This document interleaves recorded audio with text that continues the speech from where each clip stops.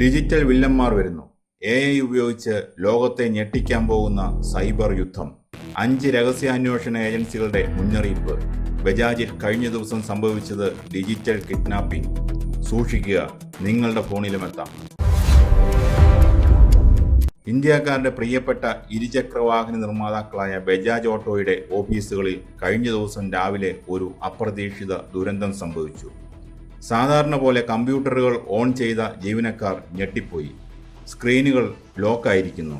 മുന്നിൽ ഒരു സന്ദേശം മാത്രം: നിങ്ങളുടെ ഫയലുകളെല്ലാം ഞങ്ങൾ പൂട്ടിയിരിക്കുകയാണ്. ഇത് തിരിച്ചു വേണമെങ്കിൽ പണം തരണം.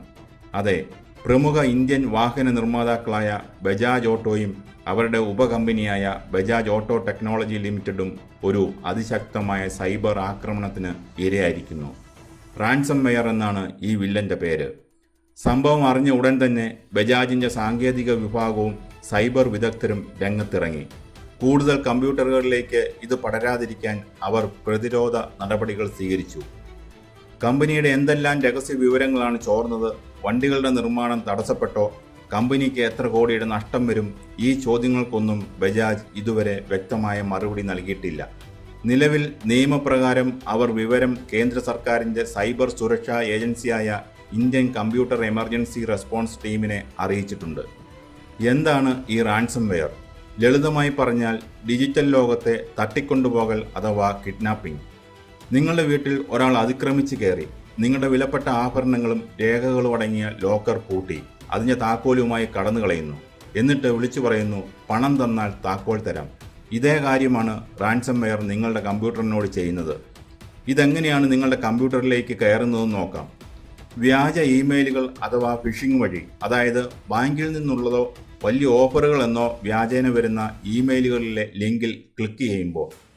വേറൊരു വഴിയെന്ന് പറയുന്നത് വ്യാജ സോഫ്റ്റ്വെയറുകൾ കമ്പ്യൂട്ടറിലേക്കോ ഫോണിലേക്കോ ഡൗൺലോഡ് ചെയ്യുമ്പോൾ. കാശ് കൊടുക്കാതെ ഫ്രീ ആയി പ്രീമിയം ആപ്പുകളും സിനിമകളും ഡൗൺലോഡ് ചെയ്യാൻ നോക്കുമ്പോഴാണ് കൂടുതലും സംഭവിക്കുക. സുരക്ഷാ വീഴ്ചകൾ കാരണവും സംഭവിക്കാം. അതായത് കമ്പ്യൂട്ടറിലെ സോഫ്റ്റ്വെയറുകൾ കൃത്യമായി അപ്ഡേറ്റ് ചെയ്യാതിരിക്കുന്നതാണ് ഇതിന് കാരണം. ആരാണ് ഇതിൻ്റെ പിന്നിലെന്ന് അന്വേഷിക്കുമ്പോൾ കണ്ടെത്തുന്നത് ഇതൊരു വ്യക്തിയല്ലെന്നാണ്.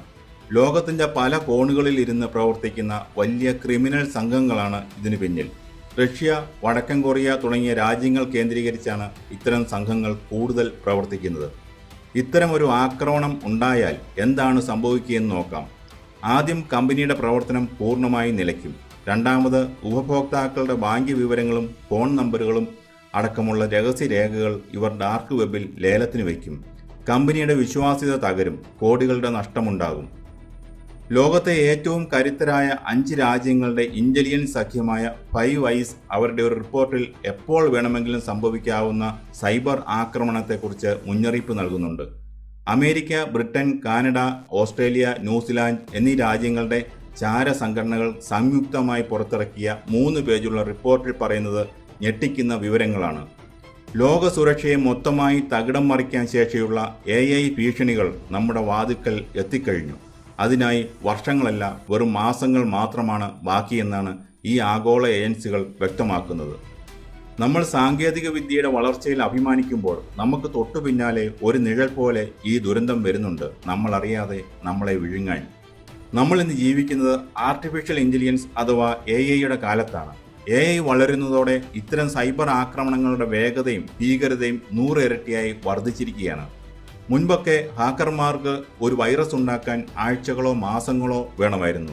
എന്നാൽ ഇന്ന് AI ടൂളുകൾ ഉപയോഗിച്ച് മിനിറ്റുകൾക്കുള്ളിൽ ആർക്കും കണ്ടുപിടിക്കാൻ കഴിയാത്ത തരം മാരകമായ റാൻസംവെയറുകൾ ഉണ്ടാക്കാം. ഒരു സാധാരണക്കാരൻ്റെ ജീവിതത്തിൽ ഇത്തരം സൈബർ ആക്രമണങ്ങൾ എങ്ങനെ പ്രവർത്തിക്കുമെന്ന് നോക്കാം. ലളിതമായ ഭാഷയിൽ പറഞ്ഞാൽ 3 പ്രധാന സാങ്കേതിക വിദ്യകൾ ഉപയോഗിച്ച് ഒരു സാധാരണക്കാരൻ്റെ ജീവിതം തകർക്കാം. ഒന്ന്, AI വോയിസ് ക്ലോണിംഗ്. വെറും 3-4 സെക്കൻഡ് മാത്രം നിങ്ങളുടെ ശബ്ദം കേട്ടാൽ അത് അതേപടി അനുകരിക്കാൻ AIക്ക് കഴിയും. നിങ്ങളുടെ അച്ഛൻ്റെയോ അമ്മയുടെയോ മക്കളുടെയോ ശബ്ദത്തിൽ മറ്റൊരാൾക്ക് നിങ്ങളെ വിളിച്ച് സംസാരിക്കാം. നമ്മൾ ഒട്ടും സംശയിക്കില്ല, കാരണം ആ ശബ്ദത്തിലെ വികാരങ്ങൾ പോലും കൃത്യമായിരിക്കും. 2, ഡീപ്പ് ഫേക്ക്. ഒരു വ്യക്തിയുടെ മുഖവും ശരീരചലനങ്ങളും മറ്റൊരു വീഡിയോയിലേക്ക് 100% കൃത്യതയോടെ മാറ്റിവെക്കുന്ന സാങ്കേതിക വിദ്യ. ഒരു പ്രമുഖ വ്യക്തിയോ നിങ്ങളുടെ സുഹൃത്തോ പറയാത്ത കാര്യങ്ങൾ അവർ പറഞ്ഞ രീതിയിൽ വീഡിയോ നിർമ്മിക്കാൻ ഇതിന് കഴിയും. കൺമുന്നിൽ കാണുന്ന വീഡിയോ പോലും കള്ളമാണെന്ന് തിരിച്ചറിയാൻ പറ്റാത്ത അവസ്ഥ. 3. Automated phishing. പണ്ട് ഹാക്കർമാർ വ്യാജ മെസ്സേജുകളും ലിങ്കുകളും അയച്ചിരുന്നത് നമ്മൾ അക്ഷരത്തെറ്റുകൾ നോക്കി കണ്ടുപിടിക്കുമായിരുന്നു. എന്നാൽ AI തയ്യാറാക്കുന്ന മെസ്സേജുകൾക്ക് തെറ്റുകൾ ഉണ്ടാകില്ല. നിങ്ങളുടെ ബാങ്കിൽ നിന്നോ ഓഫീസിൽ നിന്നോ വരുന്ന ഔദ്യോഗിക ഇമെയിൽ ആണെന്നേ തോന്നൂ. ലക്ഷക്കണക്കിന് ആളുകൾക്ക് ഒരേ സമയം ഇത്തരം കെണികൾ ഒരുക്കാൻ AIക്ക് നിമിഷങ്ങൾ മതി. നമ്മുടെ ജീവിതത്തെ ഇതെങ്ങനെയൊക്കെയാണ് തകിടം മറിക്കിയെന്ന് നോക്കാം.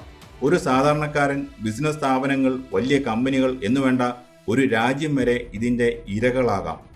സാധാരണക്കാരൻ്റെ ജീവിതത്തിൽ ഇതെങ്ങനെ സംഭവിക്കുമെന്ന് നോക്കാം. നിങ്ങളുടെ മകൻ അല്ലെങ്കിൽ മകൾ വിദേശത്തു നിന്ന് പെട്ടെന്ന് വിളിക്കുന്നു. കരഞ്ഞുകൊണ്ട് പറയുന്നു, ഞാൻ വലിയൊരു അപകടത്തിൽപ്പെട്ടു, അടിയന്തരമായി 1,00,000 രൂപ ഈ നമ്പറിലേക്ക് അയക്കൂ. മക്കളുടെ ഒറിജിനൽ ശബ്ദം കേട്ട് ഭയന്ന് നിങ്ങൾ പണം അയക്കുന്നു. എന്നാൽ പിന്നീട് വിളിക്കുമ്പോഴാണ് അറിയുന്നത് മക്കൾ സുരക്ഷിതരാണെന്നും നിങ്ങൾ കേട്ടത് AI നിർമ്മിത ശബ്ദമായിരുന്നുവെന്നും. ഒരു സാധാരണക്കാരൻ്റെ ജീവിത സമ്പാദ്യം മുഴുവൻ നഷ്ടപ്പെടുത്താൻ ഈ ഒറ്റ ഫോൺ കോൾ മതി. ഇപ്പോൾ ബജാജിൽ നടന്നതിന് സമാനമായുള്ള സംഭവങ്ങൾ വലിയ ബിസിനസ്സുകളുടെയും സ്ഥാപനങ്ങളുടെയും തകർച്ചയ്ക്കിടയാക്കും.